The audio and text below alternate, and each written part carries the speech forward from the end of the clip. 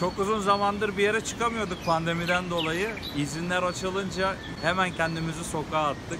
İlk durağımız Kastamonu'dayız. Kastamonu Torma Kanyonu'ndayız. Gelin bu 3 kilometrelik yüksek ve sevimli parkuru beraber gezelim. Nasıl korktuğumuzu da siz de izleyin. Yüzümün renginden de anlaşılacağı üzere burası bir çılgınlık ya arkadaşlar. Şu derinliğe bakar mısınız? Yürüdüğümüz parkura bakar mısınız bir?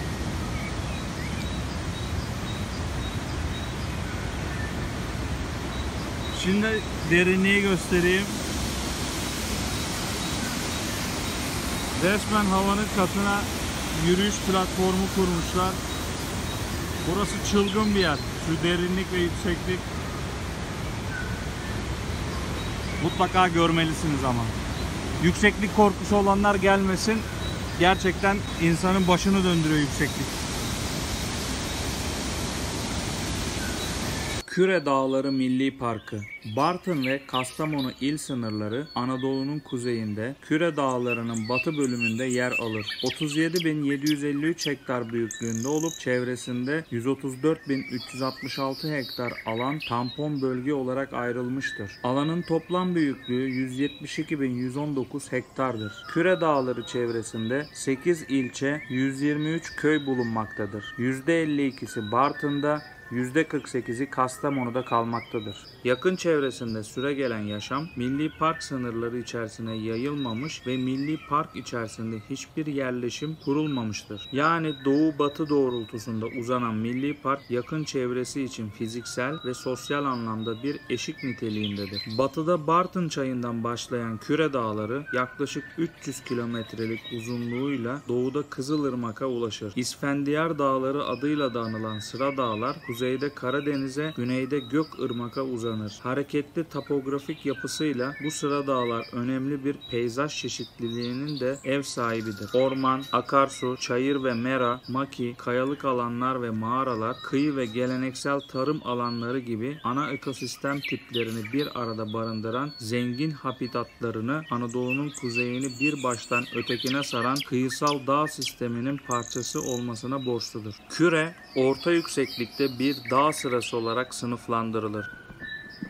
Arkadaşlar, Torma Kanyonu'na asıl girilmesi gereken yerden giremedik.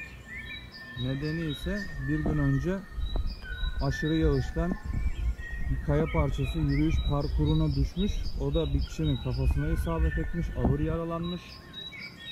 Ondan dolayı kanyonun girişini kapatmışlar. Biz de ters yönden girmeye çalışacağız. Şelalenin olduğu taraftan. Normalde kanyonun girişinden 3 kilometrelik yürüyüş parkurunu tamamladığımızda şelaleyi görecektik. Ama şimdi tersinden geliyoruz. Buradaki ilk izlenim yeşilin her tonunu görebileceğiniz bir yer. Ne yazık ki ben renk kör olduğum için muhtemelen birçoğunu seçemiyorum. Ancak çok fazla yeşillik var. Hiç durmadan yağış alıyor. Temmuz'un 4'ündeyiz. Hava 13 derece. Soğuk.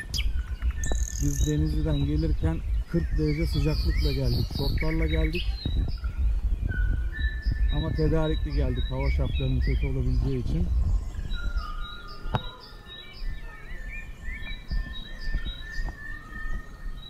Söylenecek hiçbir söz yok. Tek kelimeyle muhteşem bir doğa.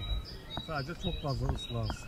Zira en yüksek zirvesi 2019 metre yüksekliği ile Devrekani ve Abana arasında yerleşik Yaralıgöz Dağı'dır. Sistem içerisindeki tek alt alpin bölge de işte bu zirvededir. 1746 metrelik Ballı Dağ, 1282 metrelik Karakuz, 1804 metrelik Göynük ve 1657 metrelik Dikmen Dağları Küre boyunca diğer önemli yüksekliklerdir. Küre Dağları'nın fazla girintili, çıkıntılı olmayan Karadeniz tarafı kıyıya paralel uzanır. Denize ulaştıkları vadilerde akarsular, küçük koylar, aniden yükselen kıyılar ise falezler meydana getirir. Kıyı şeridinin tipik görüntüsünü bu koy ve falezler şekillendirir. Dağların kuzey eteğini izleyen kıyı yoluna Amasra, Kurucaşile, Cide, İnebolu, Abana, Çatalzeytin, Türkeli ve Ayancık sıralanmışken Güneyinde Ulus, Pınarbaşı, Azdavay, Kastamonu, Taşköprü ve Boyabat yer alır. İlk coğrafyacılardan biri olan Strabon 2000 yıl önce yazdığı Geographica adlı kitabında en iyi cins şimşir ağacı en çok Amasra topraklarında yetişir deyip Küre Dağları Milli Parkı ve çevresinin iklimine ve ormanlarına daha o zamanlardan dikkat çekiyor. Evliya Çelebi ise seyahatnamesinde Amasra yöresi ormanlarını yani Küre Dağları Milli Parkı bölgesini ağaç deryası olarak betimliyor. Günümüzde tehlike altındaki Karadeniz nemli kartisk orman ekosistemlerinin en iyi yabanıl örneklerine sahip Küre Dağları Milli Parkı, Avrupa'da korunması gereken 100 orman sıcak noktası içinde yer alır. Sıcak nokta, doğa korumacıların dünyada endemizm düzeyi yüksek ve aynı zamanda hızla habitat kaybına uğrayan alanları tarif etmek üzere kullandıkları terimdir. Genetik, tür, habitat ve ekolojik süreçler çeşitliliği, nadir ve nesli tehlike altındaki türlerin varlığı, ekosistemlerin dış etkenlere hassaslığı, yaşlılığı ve olgunluğu bir alanın doğa koruma açısından önemini ortaya koyan çeşitli etkenler arasında sayılır. Kuzey Anadolu ve Kafkasya ılıman kuşak ormanları, Dünya Doğayı Koruma Vakfı'nın doğa koruma açısından küresel düzeyde öncelikli 200 ekolojik bölgeden biridir. Küre Dağları Milli Parkı alanı da 157 endemik bitki türü ve bunlar içinde nesli tehlike altında olan 59 bitki taksonu barındırdığından bu çok değerli bölgenin bir parçasıdır. Küre Dağları hakkındaki bu kadar bilgi sanırım yeterli olacaktır. Kanyona monte edilen 3 kilometrelik parkuru kuş cıvıltıları ve akan su sesleri eşliğinde yürürken o kadar büyüleniyorsunuz ki parkuru bitirmeden asla dönmeyeceksiniz. Kanyonun yürüyüş platformunda sizi bekleyen harika manzaralar eşliğinde içinize bol oksijenli havayı çeke çeke ilerledikçe ruhunuza adeta huzur ve mutluluk yayılıyor. Kanyon parkuru zaman zaman kanyon tabanından 50-60 metre yüksekliğe ulaştığı için bu yükseklik hem sizde heyecan yaratıyor hem de size kanyonun bütün güzelliklerini görme imkanı sunuyor. Aynı zamanda kanyon içerisinde Ilıca Şelalesi'nden dökülen ve Zara Çayı'nda akan suyun sesleri eşliğinde adeta zamanda yolculuk yaparak her şeyden uzak kendinizle baş başa kalıp ruhunuzu arındırabiliyorsunuz.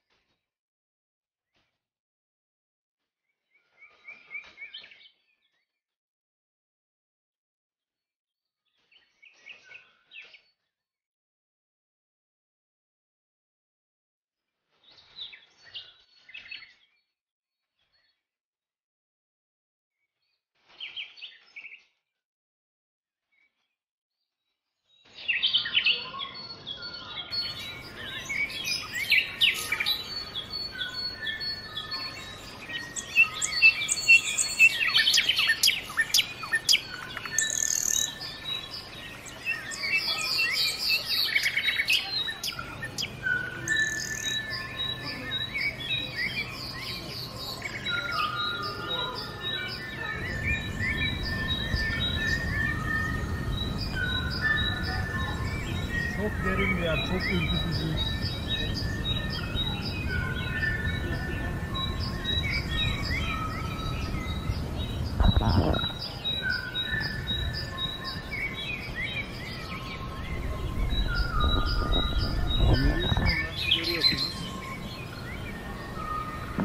Yükseklik fobisi olanlar kesinlikle buraya gelmemeli. Çünkü burası öyle kolay gelinebilecek bir yer değil.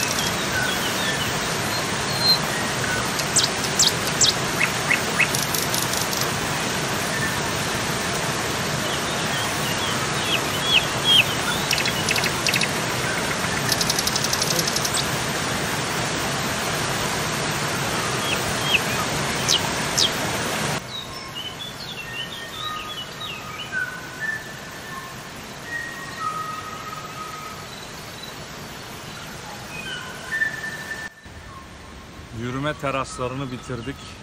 Gördünüz ne kadar yüksek ve zor şartlar altında yürünüyor. Zemin çok kaygan.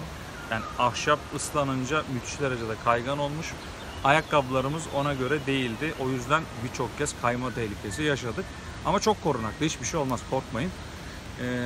Kanyonun sonunda Ilıca Şelalesi'ne geleceğiz. Ama gelmeden önce şu gördüğünüz manzarada bir durmak istedim.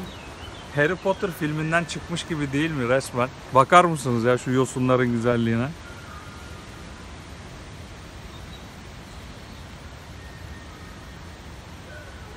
Müthiş bir yer.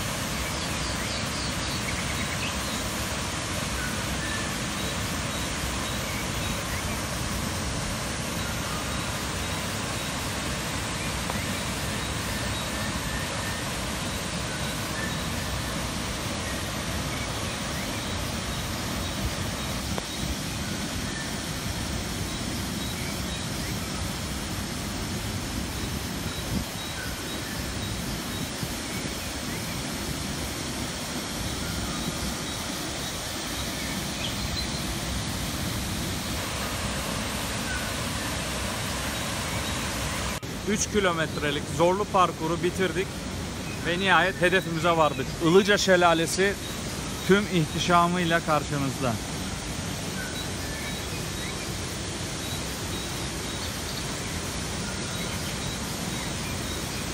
Şansımıza kimse yok. Aslında hava güzel olsaydı yüzebilirdik de ama sıcaklık şu anda 13 derece. Hiç de yüzmeye niyetim yok.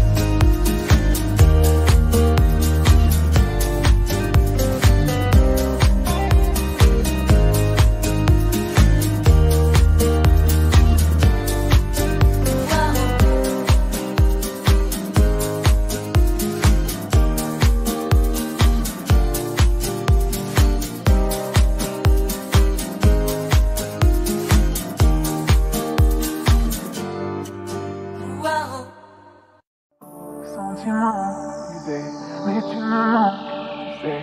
Je n'en vois plus la fin, je peux sentir tes yeux sur les miennes, il y a tout ce temps qu'on va passer. Pourtant j'ai peur de t'avouer que à chaque fois que je te vois, je réalise comme tu peux voir ce soir. Je t'aime et je te hais, je déteste t'aimer. Je ne veux pas, mais je ne sais pas aimer un autre que toi. Je t'aime et je te hais, je déteste t'aimer. Tu la trouves si belle, mais je ne serai jamais elle. Tu me manques et je ne dors pas, juste après un café quand je ne peux plus manger. Je manque et tu n'es pas là. Je me souviens de ces nuits blanches où l'on rêvait. Penses-tu qu'on se manque autant? Où que j'aille, je te vois pourtant. Les amis se font mal parfois, et je suis fatigué mais jamais de toi. Je pourrais tout faire pour toi mais ça tu t'en fous. C'est un cauchemar et je ne tiens plus debout. Je t'écris un message que tu ne liras pas. J'ai ces sentiments que plus jamais tu ne croiras. Tu m'aimes encore, personne ne le sait, dis-moi que j'ai tort. Si tu regrettes, tu n'as qu'un mot à dire. À ta place, je ne serais pas laissé faire. Je t'aime et je te hais, je déteste t'aimer. Je ne veux pas, mais je ne sais pas aimer un autre que toi. Je t'aime et je te hais, je déteste t'aimer. Tu la trouves si belle, mais je ne serai jamais elle. Moi je t'observe la regarder comme la seule femme que tu n'aies jamais vue. Tu t'en fous de ce que ça me fait. Pour moi tes yeux n'ont jamais autant brillé. Et moi je t'observe la regarder comme la plus belle chose que t'aies jamais vue. Comment ne remarques-tu pas?